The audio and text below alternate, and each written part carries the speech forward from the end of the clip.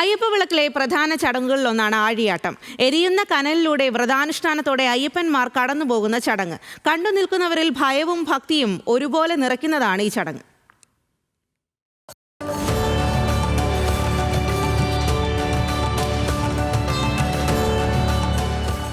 ശരണമന്ത്രങ്ങളുടെയും ചെണ്ടമേളത്തിന്റെയും അകമ്പടിയോടെ ഭക്തിനിർഭരമായ അന്തരീക്ഷത്തിലാണ് ആഴിയേറ്റു ചടങ്ങ് നടക്കുക. അയ്യപ്പനും വാവർക്കും കറുപ്പസ്വാമിക്കും മാളികപ്പുറത്തമ്മയ്ക്കും പ്രത്യേകം കോവിലുകൾ നിർമ്മിക്കുന്നു.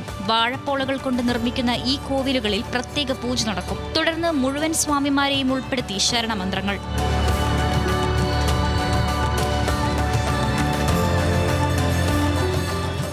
വാദ്യമേളങ്ങളുടെ താളം മുറുകുന്നതിനനുസരിച്ച് ശരണമന്ത്രങ്ങളുടെ ശക്തി കൂടും. പിന്നാലെ ആഴിയൊരുക്കൽ പൂർത്തിയാക്കുന്നു. ആഴിപൂജയും പാൽക്കുടം എഴുന്നള്ളത്തും പൂർത്തിയാക്കുന്നതിന് പിന്നാലെ സ്വാമിമാർ ആഴിയിലേക്ക് ഇറങ്ങുന്നു.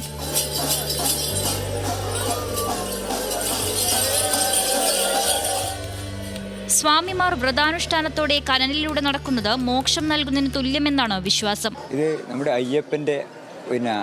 അയ്യപ്പൻ്റെ അഗ്നിശുദ്ധി വരുന്ന ഒരു ചടങ്ങാണ് ഈ ആഴിയാട്ടം വരുന്നത്.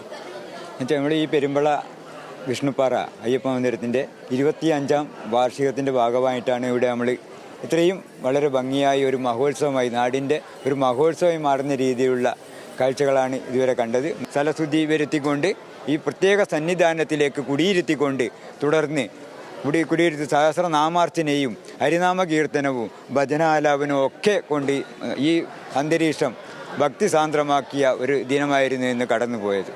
കനലാട്ടം പൂർത്തീകരിച്ചാൽ പിന്നീട് നടക്കുന്നത് വാവരും അയ്യപ്പനും തമ്മിലുള്ള യുദ്ധമാണ്.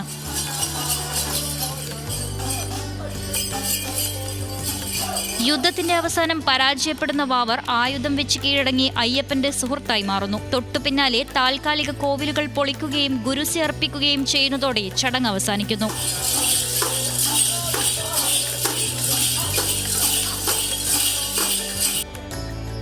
കാസർഗോഡ് പെരുമ്പള വിഷ്ണുപ്പാറ ധർമ്മശാസ്ത്ര ഭജന മന്ദിരത്തിന്റെ 25ാം വാർഷികത്തിന്റെ ഭാഗമായാണ് ചടങ്ങുകൾ സംഘടിപ്പിച്ചത്. ന്യൂസ് മലയാളം, കാസർഗോഡ്.